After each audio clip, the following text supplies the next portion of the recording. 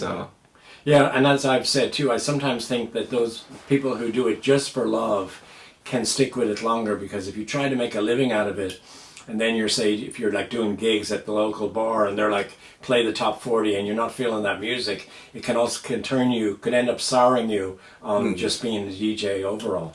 yeah, and the other thing is, when I made that decision not to strictly go that path of just making a living off of just DJing in general, because I personally, I don't know if I'd be able to do the hustle. You know, it takes a lot. From what I've learned of my peers over the years, it is very hard, and I just don't I just don't have that drive. I love engineering, and that's like my second love to music. But I think I'm more. I feel I've been more comfortable, sticking with a field that I know I can, make money off of and things like that nature. So, yeah. So when you create something new, does it sort of give you an adrenaline rush?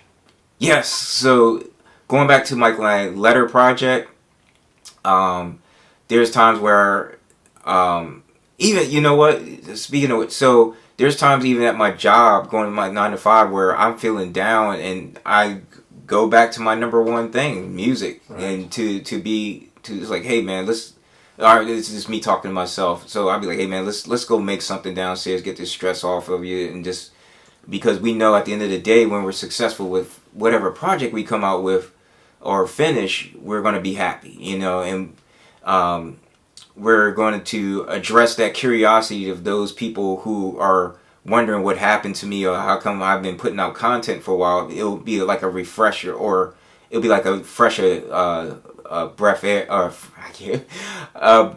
new fresh air, or whatever, breath of fresh air. Right. To those that was wondering, is Alpha still doing this and that? And I'll be just like surprised them out of nowhere. Bam! Here's a new audio song, new track, or things like that. So, yeah. Second last question. When you look back at your collection and over the years, all the music you've listened to, what is your one, if you had to just pick one, like Desert Island Disc, what's your one favorite record, whether it's a scratch record or an MC record? I think, as far as scratch records, I'm going to always go with Phantasmagoria. Second favorite, Sketchbook, Ricky Rucker and Mike Boo. Oh yeah. So as far as scratch records, those two. Jazz, John Coltrane, A Love Supreme. That's the one song that I asked my wife, if I depart before she would please play that song at my funeral or whatever. Even if I have a funeral or I don't have a funeral, whatever. That's one song that I would take on or record I would take on a desert isle with me. So. And my last question is, you mentioned earlier about the video, the Instagram, the one that ties in with that. But what else do you see in the future creatively? You know what? Since you say that, I think a couple of people actually put past me. It was like, hey, why don't you make that IG letter project album? And I was like, dang, yeah, I should do that. Put it on vinyl. I have not put out a record or put out an album on vinyl yet, and that's one thing I would like to do at least once before I die. But you are featured on some vinyl. Yeah. So, this is actually Rough Like GI put out E Pluribus Urine on Bandcamp back in 2000 and maybe 8, 9. So he finally pressed it up on vinyl, but he has some bonus tracks he added to this that is not available on the Bandcamp site. And I created a song. He asked me to do a song or add scratches to a song called Language Mechanics, and it features Insomniac on there. So that's on the D side on this double vinyl release that he just put out, E Pluribus Urine. But so, yeah, we definitely need a DJ Alf vinyl. We should do a HipHopSlam. Oh yeah. Yo, So yeah, so technically that's my first Final premiere. vinyl release, so to speak. But and I think actually, you know what? So speaking of which, Roughneck Jihad is pressing up the vinyl.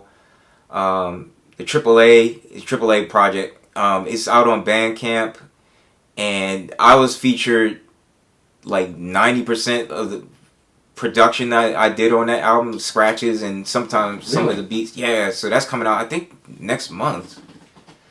Yeah, so that'll be pretty much my second, I guess. Yeah, let me featured on. So DJ ALF of HipHopSlam, you want to do any special shout outs to folks?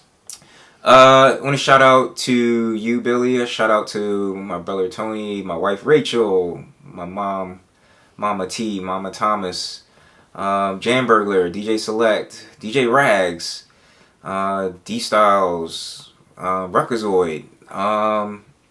Who else? There's a lot more people out there. My neighbor Tom, and basically you for watching this and checking out this interview, and all those people that supported me over the years. I really appreciate it.